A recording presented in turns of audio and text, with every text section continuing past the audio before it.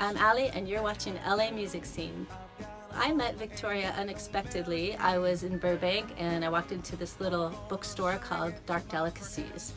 And there was a little meet and greet for the actors that were in this horror flick called The Black Room. And I actually recognized her name first because I have seen the Batty Boop character. I've seen the Killjoy series that she's in. And I love the character, like some of the best character acting I've ever seen. What gives? What gives? You went without me, that's what gives. And just slept with Chivers. She was hot. He was the groom. That explains a lot. We know you want to be with me. Stop pushing it. But you have to be with me. And we started talking, and she's just so sweet and awesome. And then I found out she sang, so I had to invite her on the show. I think you're going to love her. She's very unique. She's very motivated and positive, and she's inspiring. I can't live without you.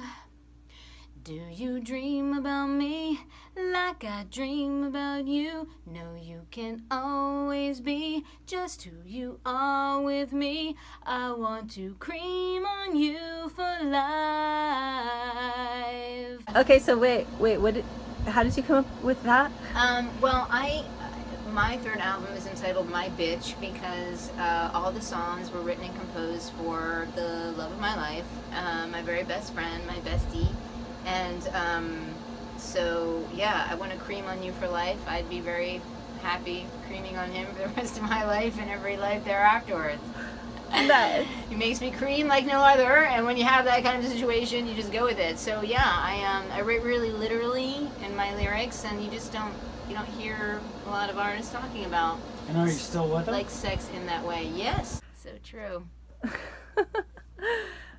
So if you get laid, then you get in a bathing Right. suit. I only get in a bathing suit these days if I'm getting paid, or if I'm getting laid, or if I'm with my mom on the beach in Florida. Those are my only. Well, then there's the three shark rules. factor, too. Yes, and there's the shark factor, and she always wants to go in the water, and I'm like, Mom, I can't go in the water any deeper than my knees because I'm 5 feet 3 inches tall. I'm like really, really, really short and tiny. So I figure a great white is gonna probably be the length of my entire body. So he's probably not gonna get me down here. Like he'll be beached before he like starts to chomp on me. So I'm sure you've run into some situations in the industry. They're like the typical Hollywood situations where someone's trying to work you over or take advantage of you.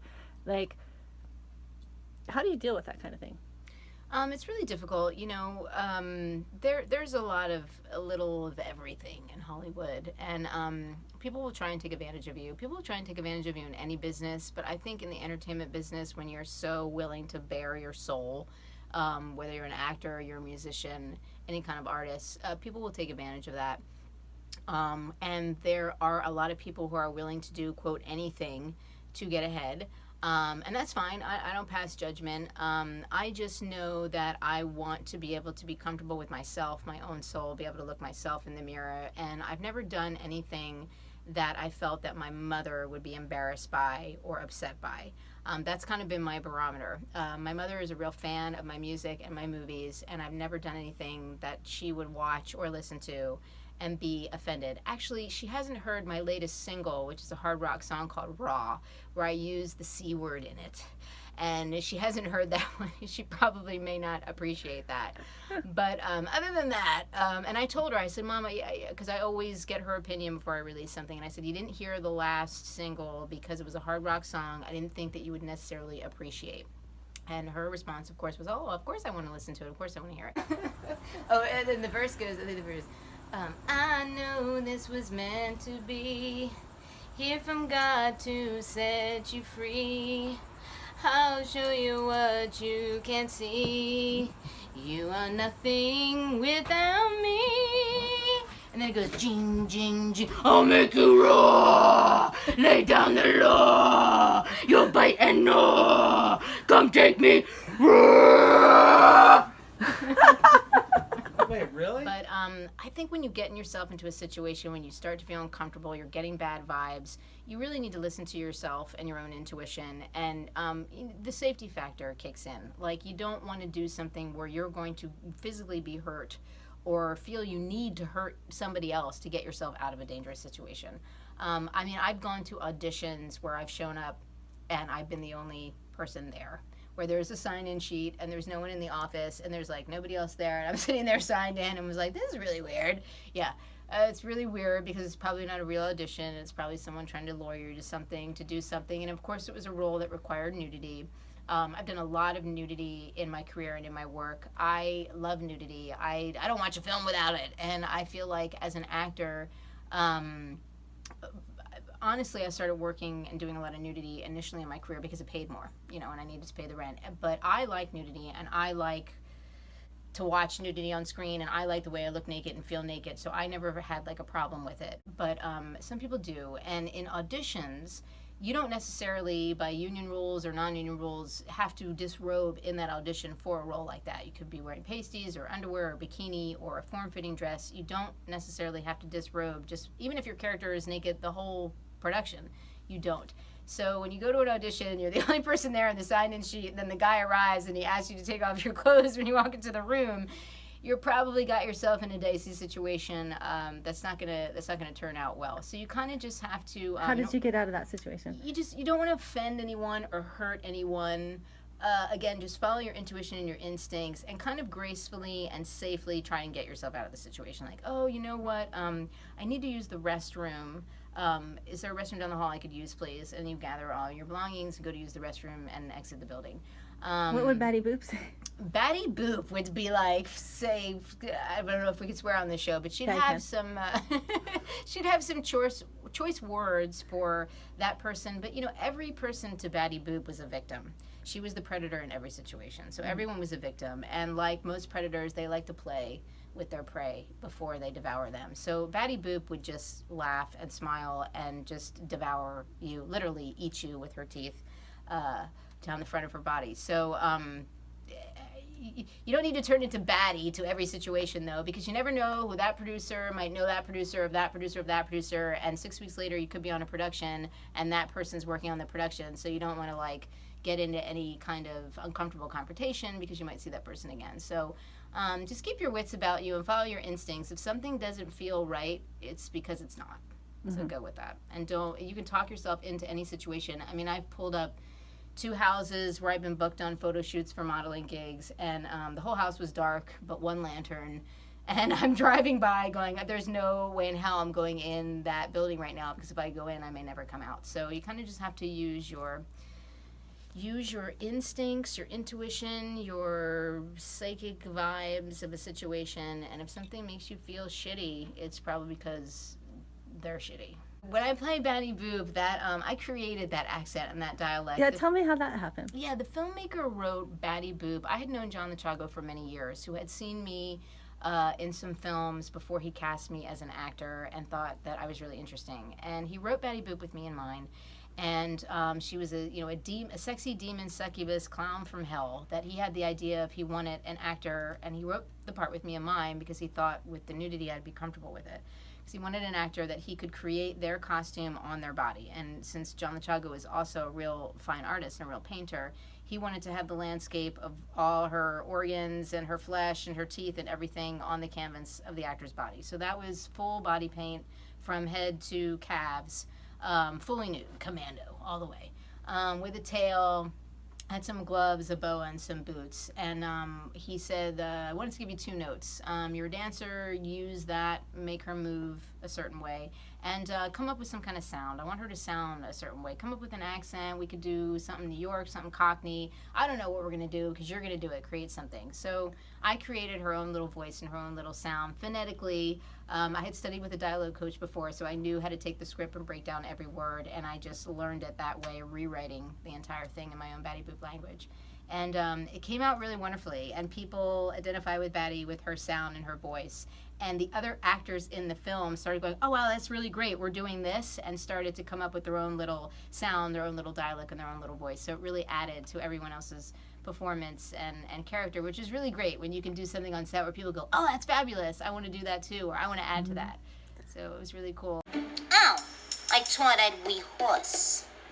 You're taking the job seriously. No kidding. Yeah, Makeup looks a lot better, and you're really nailing that annoying accent. It's like fingernails on a chalkboard. Is that so? If I didn't know better, I'd say you were the real baddie. Baddie Boop. It's you. What tipped you off, fish breath? It's so good to see you. Now you're just throwing me along. Well, what did you expect me to say? Oh, thank God you're here. Now I can continue on my dreadful, mind-numbing journey through abject misery. Would you like that? It wasn't all bad. We had some good times, you and me. Yeah, but at what cost? At what cost? You think you're the only one to suffer? You're not the easiest to live with. You attack trouble like flies to chit. Yeah, well then why did you keep sticking around? Because I love you. Oh. That wasn't as bad as I thought it was gonna be. You love me too. Oh, low blow, all right? I would have a pre-call at like 4:45 every morning to get into that makeup, 5 hours into it. I'd work a 12-hour day, and then it'd be 2.5 hours in makeup getting out of it. So I worked about a 19-hour day every day. So I was like trying to work out and maintain her and her feistiness and her fierceness. So I just stayed in Baddie Boop the whole day. Like I'd get there, you have to prepare standing, spread eagle, arms out, legs out for the artist to paint you and get you going, and you can't sit down. So you're doing yoga. You're just in that, okay, I'm doing yoga for 5 hours standing here because I can't sit down, but I got to stand here and they're all over me, and you just kind of get in that mode, and it starts to be very irritating. So you kind of try and use that for the character. So as they're painting me and getting into her, I'm getting into her, getting into all that stuff and getting this crazy thing going on because that makes her her. And then by the time I'm fully ready, I would always ask for a 10-minute call before I'd get to set to put on my favorite soundtrack produced by Trent Reznor from a film, the soundtrack from the Natural Born Killer soundtrack from Oliver Stone. And that was kind of like my preparation, and it was like before every day. And so everybody would say, oh, okay, Victoria's getting into it. And then I'd be like waiting, and then hear this, fuck you, whatever I was doing in there. Then I come out, and I'm like, okay, I'm ready now. And they'd be like, what? And then some of the actors were like, wow, that's really interesting. Wow, that's what she does every day. That's her preparation every day. But to play a character on that, you kind of have to, you got to get in it and stay in it. So once I showed up onto the set, through every take, through every cut and setup and everything, I was in her and I stayed as her. Then at lunchtime, I brought my yoga mat where I could lay down and eat my lunch and just lay down in my dressing room the whole 30 minutes or so of lunch because I was on my feet that whole time. And when you're standing for that long, it makes you move a certain way. So then I could relax when it was lunchtime. Did I answer your question? I just totally went off. Yeah, totally. Okay. Okay, I got one. Alright, Pipsqueak. If I ever see Junior kill Joy again, I'm gonna break you in half. He means nothing to me. Nothing? Mm-mm. Listen, Pipsqueak.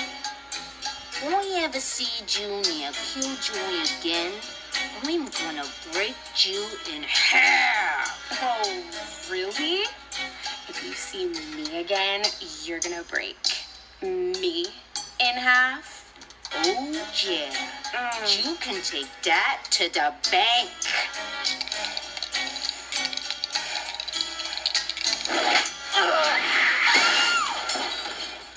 Thanks to the beautiful and talented Victoria de Mare for being on LA Music Scene. Thank you for watching. Stay tuned. Paying for the studio time. This is just a gift from Ryan.